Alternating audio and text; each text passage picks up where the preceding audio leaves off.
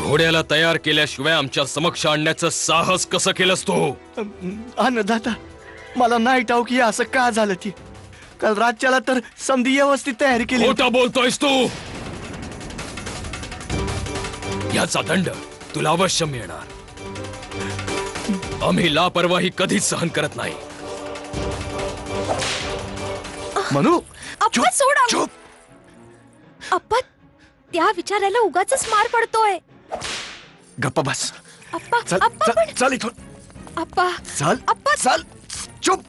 अप्पा, अगं, त्याने काहीतरी चूक केली असेल. तू काय ती कासावीस होतीस? अप्पा, त्याने काहीच केलं नाहीये. मीच घोड्याचं खोगीर सोडलं होतं. काय? तू सोडली होतीस? हो अप्पा, मला ही गोष्ट सांगायला हवी, नाहीतर तो असाच आणखीन मार खात राहील. क्षमा असावी महाराज. क्षमा असावी महाराज. महाराज, हा माणूस आपला फार जुना आणि विश्वासू सेवक राहिलाय. त्याच्या हातून इतका निष्काळजीपणा नाही होणार महाराज.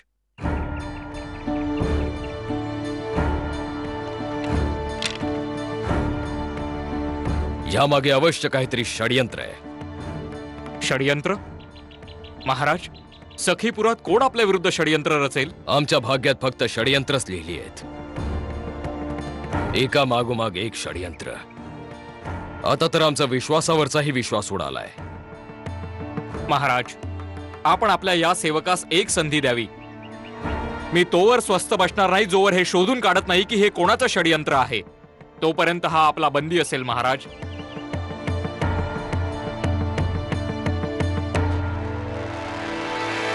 अरे देवा, अगं असं का केलंस तू? गंगाधरराव खाली पडले असते तर अनर्थ झाला असता. तुला ठाऊक नाही, आपले श्रीमंत सरकार आणि गंगाधररावांच्यात किती मतभेद आहेत.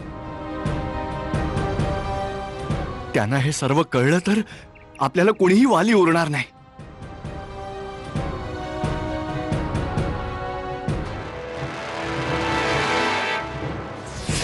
मनू, मनू, आम्हाला चांगल्या प्रकारे माहिती आहे की गंगाधरराव आमच्या समोर येण्याचा आतापर्यंत का टाळतायत ते. आजोबा, मनू, आजोबा, आम्हाला क्षमा करा. आमच्यामुळे एका निरपराध्यास शिक्षा भोगावी लागते. आमच्याकडून फार मोठी चूक झाली आजोबा. अगं हो, पण छकुली, काय झालं आम्हाला सांगशील का? आजोबा, त्याला वाचवा हो. अगं पण कोणाला वाचवू, काही सांगशील की नाही? आजोबा, त्या बळी प्रकरणामुळे मला झाशी नरेशांना धडा शिकवायचा होता. बळी? हो आजोबा.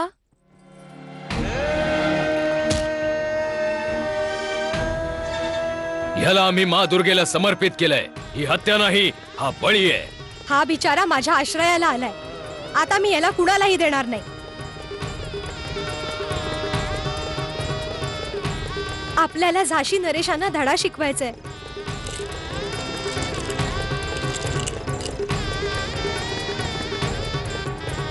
तू वाचलास? तुला मारलं नाही? अगं, याला तर बळी देणार होते ना? हो, ह्याला बळी द्यायचं ठरलं होतं, परंतु महाराजांना माहित नाही काय झालं.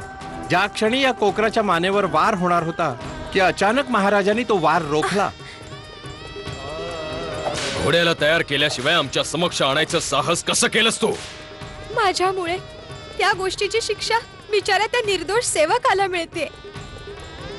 वाचवा आजोबा, सगळं माझ्यामुळे झालंय. असं करायला नको होतं मी. त्याची शिक्षा तर मला मिळायला हवी. चूक तर तुझ्याकडून अवश्य झाली आहे, आणि त्या उपर आमचे आणि त्यांचे संबंध देखील आधीपासूनच चांगले नाही आहेत. ठीक आहे, परिस्थितीला तोंड द्यावंच लागेल.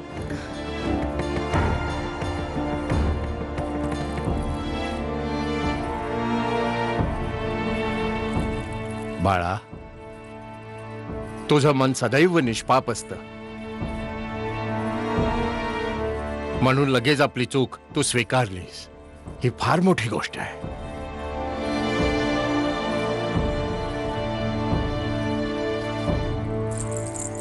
सखाराम जी. तुम्ही तर चांगल्या तऱ्हेने परिचित आहात गंगाधरराव आणि आमच्या संबंधांविषयी. शीघ्र जा आणि स्थिती सांभाळा. ना गंगाधररावांचा अहम दुखावला जावा आणि ना आमचा आत्मसन्मान पण. जी श्रीमंत सरकार.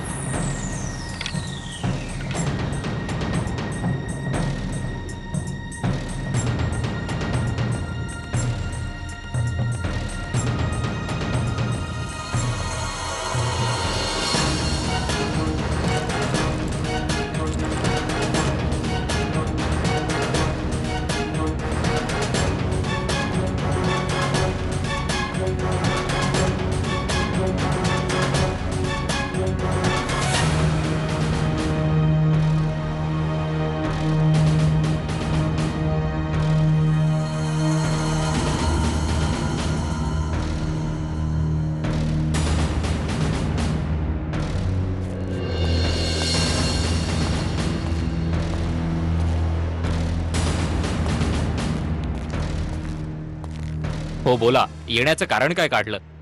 हा सेवक श्री महाराजांच्या चरणी एक विनंती घेऊन उपस्थित झाला आहे. सांगावं. प्रातःकाळी जे काही घडलं ते एका खोडकर मुलीच्या खोडकरपणाशिवाय आणखी काहीही नव्हतं. पण त्यामुळे आमच्या महाराजांना इजा सुद्धा झाली असती. त्या मुलीचा तसा हेतू नव्हता महाराज, आणि म्हणून श्रीमंत पेशवा महाराज मनापासून क्षमा मागत आहेत. श्रीमंत बाजीराव पेशव्यांना क्षमा मागायची काही आवश्यकता नाहीये. आम्ही तर सदैव त्यांच्या दृष्टीने हीनच गणलो गेलोय. नाही नाही महाराज, असं नका बोलू. आमच्या पेशवा महाराजांच्या हृदयी आपल्यासाठी अपार प्रेम आहे, आणि वास्तवात ते त्या खोडकर मुलीवरही अतिशय प्रेम करतात. काय नाव आहे त्या नटखट बालिकेचं? आमचे पेशवा महाराज तिला छकुली म्हणून हाक मारतात.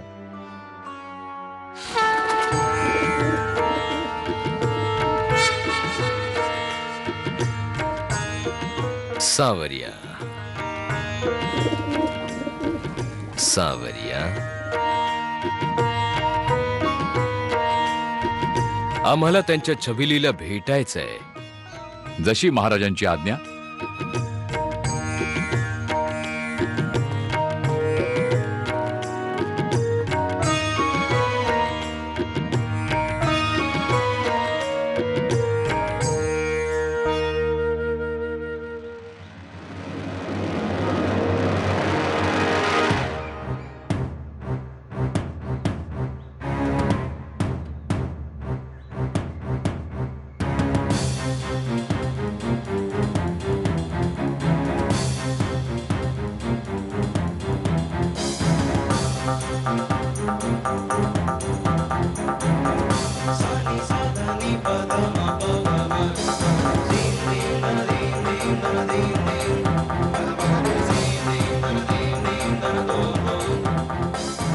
मनताई, काय करतेस?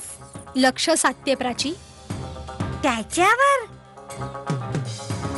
वारंवार त्या बुजगावण्यामध्ये झाशी नरेशाचा चेहरा दिसतोय मला.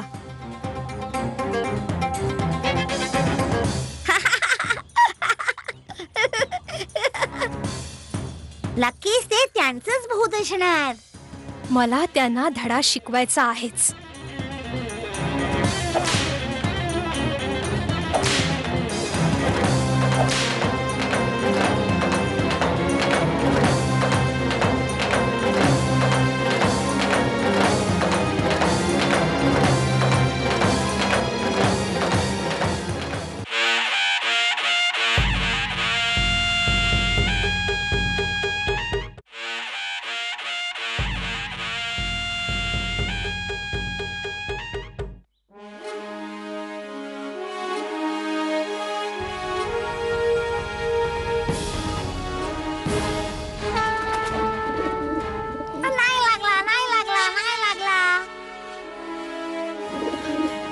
हे काय केलंस तू? तू का त्यांना वाचवायला आलास?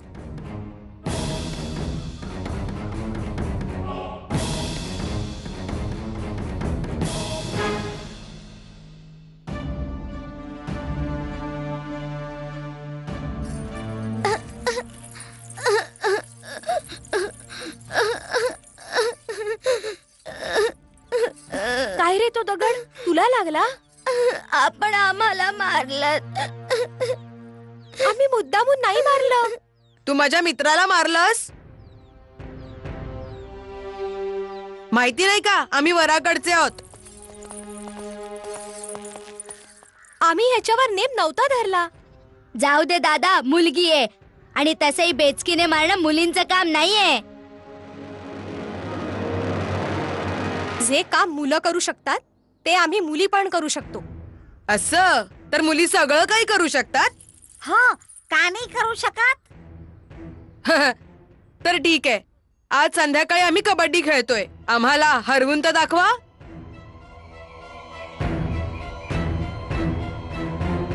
हो, स्वीकारलं. चला. चल प्राची.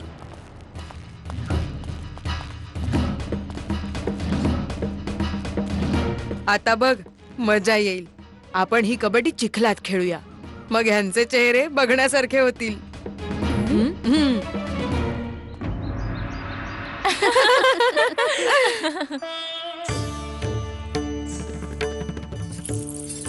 अगं तू कुठे चालली आहेस? अहो मी ते आई साहेबांना बोलवायला चालले होते. बरं बरं, लवकर हो. ये. ऐक, काय? ती मनू आणि प्राची कुठे आहेत? मला नाही ठाव. अरे बापरे. अगं या मनू प्राची कुठे आहेत? ते आजी साहेब, मी त्यांना वेणी तयार करायला पाठवलं आहे. झालं, झाली तुझी वेणी. त्यांना तर फुलं मिळाली तरी पुष्कळ झालं. आजी साहेब, आपण कुठे निघालात? आपण अजून सांगितलं नाही की आज आम्ही काय पोशाख करावा ते. तुझी वस्त्र तुझ्या कक्षात तुला मिळतील. आजी साहेब, ऐकून तर घ्या. आता आमच्यापाशी वेळ नाहीये. कधी येणार आहेत त्या दोघी? प्राची!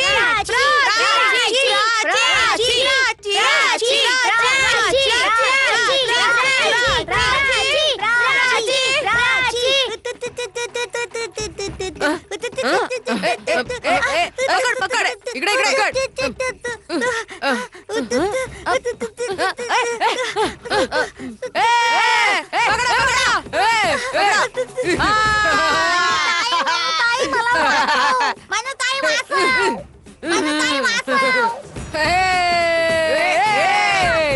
आता जा बाहेर, बाहेर जाऊन उभी राहा. मनूताई, सोडू नको त्याला. प्राची तू बाहेर जा. आता तर फक्त तुम्ही दोघीच आहात. मी येतोय.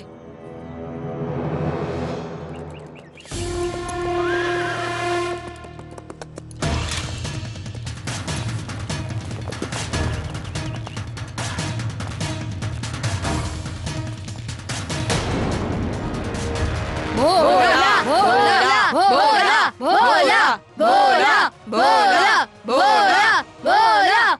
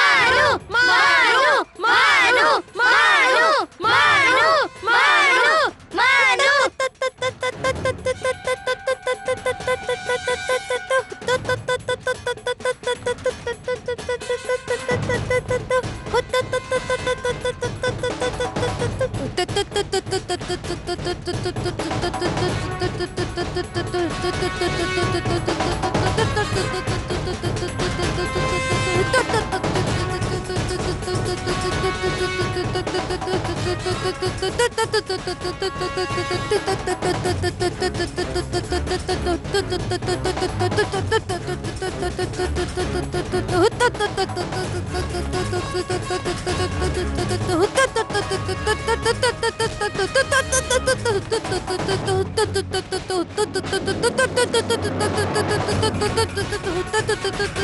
you.